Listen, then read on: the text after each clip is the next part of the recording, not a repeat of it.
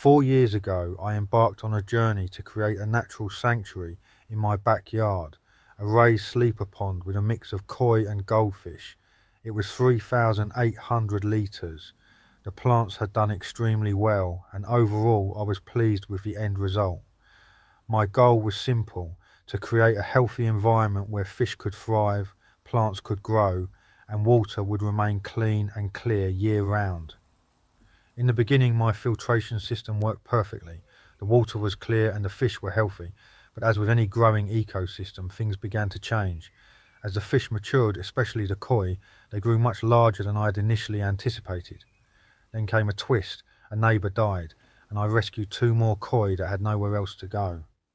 The pond, which had once been a low-maintenance haven, suddenly faced a new challenge. My filtration system was working overtime. I hadn't encountered any issues, but had visions of problems ahead. I knew I needed a new solution. But what?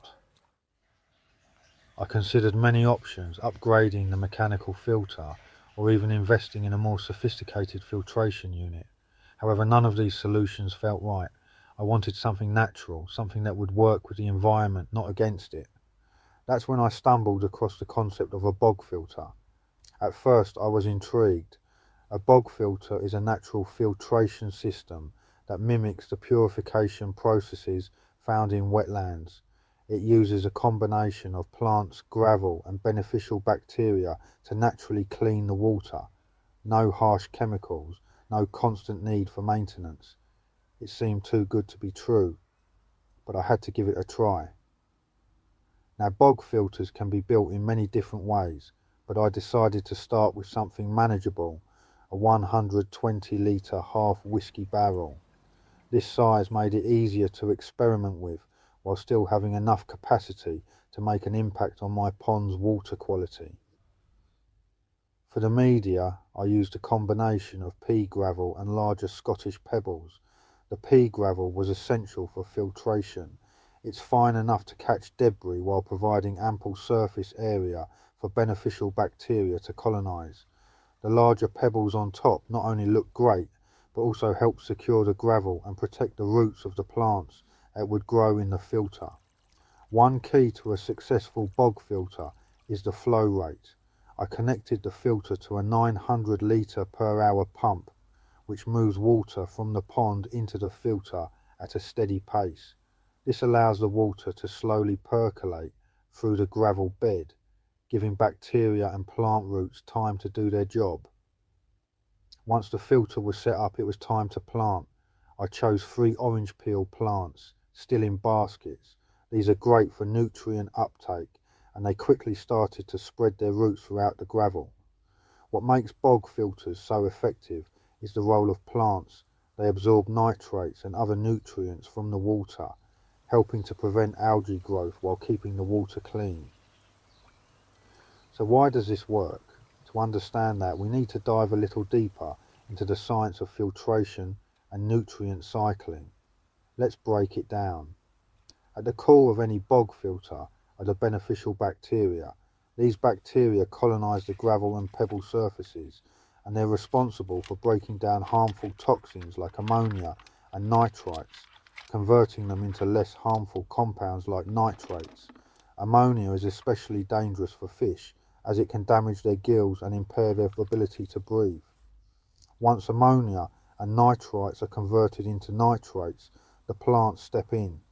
Nitrates are a key nutrient for plant growth, and in a balanced ecosystem, plants absorb these nitrates to fuel their development. This is what makes bog filters so special. By using natural processes, they help keep the water clean while promoting the growth of healthy plants. But that's not all. The gravel bed in the bog filter acts like a giant sponge, capturing solid waste and debris that would otherwise cloud the water. Over time, these solids break down, providing additional nutrients for the plants. It's a cycle that works perfectly when left to nature. So what happened once I got the bog filter up and running? The results were incredible. Within just a week, the water clarity had improved dramatically, clearer than it had ever been since I built the pond. I started testing the water weekly to ensure the bog filter was doing its job, and let me tell you, it didn't disappoint. No ammonia issues throughout summer, even though I felt I was pushing the boundaries of what this volume of water could handle. Nitrate levels also stayed in check, meaning the plants were working hard to absorb excess nutrients. But the real surprise came over the summer. The pond flourished, and so did the bog filter. The plants grew rapidly, their roots spreading deep into the gravel, creating a living network that enhanced filtration even more.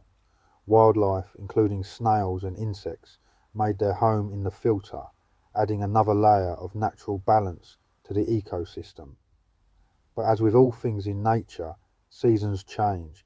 By the end of September, the plants began to die back, and sediment had built up in the bog filter.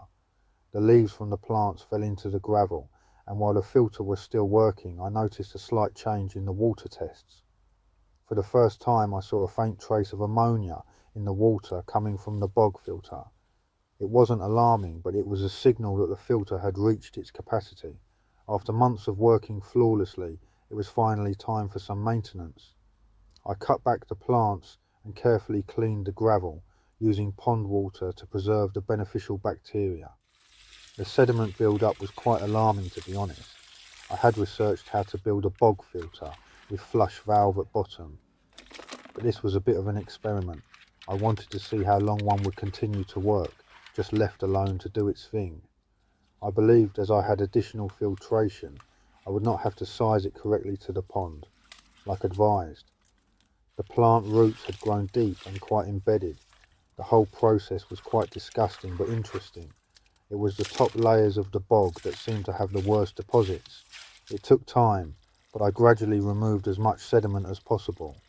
I wasn't really worried about removing all of it, just the bulk of it. But once the filter was cleaned and back online, I gave it a few hours to settle. I then carried out an ammonia test on water coming directly from filter. The ammonia levels dropped. It was clear. I had recently been on holiday and got a neighbour to feed fish, shown him how much to feed. However, on returning after a week and checking feed, it appeared he had fed them about 3 times the amount I normally would have. This may have contributed to the very slight ammonia detection. To be honest, I don't know. The filter may have just kept going into the winter. This experiment taught me a lot about natural filtration systems. The bog filter was a huge success, keeping my pond clear, my fish healthy, and requiring far less maintenance than I expected. Moving forward, there were a few improvements I'd make. First, I'd increase the size of the bog filter to handle an even larger bioload. My pond's population isn't small, and giving the filter more capacity would help it run even longer without maintenance. Second, I'd install a flush valve at the bottom of the filter to make it easier to remove sediment without disturbing the entire system. That way, I could perform quick maintenance during the season without shutting everything down. All in all, the bog filter proved to be an incredible addition to my pond, blending the power of nature with minimal maintenance. It's a solution I'd recommend to anyone with a pond looking for a sustainable, natural way to keep their water clean. If you found this video helpful, don't forget to like and subscribe for more DIY pond projects and tips. Thanks for watching, and I'll see you next time.